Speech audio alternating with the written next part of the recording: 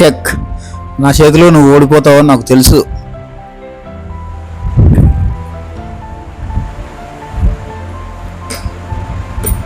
నాకన్నా పెద్ద అనే గర్వమా లేకపోతే ఎక్స్పీరియన్స్ ఉంది అనే గర్వమా? కథ పాతదే కానీ మనుషులు మారరే. 9 8ను కొడుతుంది.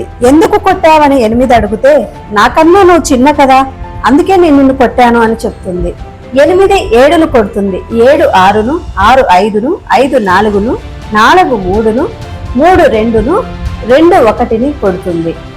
కానీ 0 మాత్రం భయపడుతుంది. ఎందుకు అంటే తనకన్నా పెద్దదైన 1 తనను కొడుతుందేమో అని. కానీ 1 మాత్రం ఆ 0ని పక్కన చేర్చుకుంటుంది. అప్పుడు 9 వణికిపోతుంది. నాకన్నా పెద్ద అయింది కదా, 1 పక్కన 0 చేరగానే 10 అవుతుంది. కాబట్టి 9 భయపడుతుంది.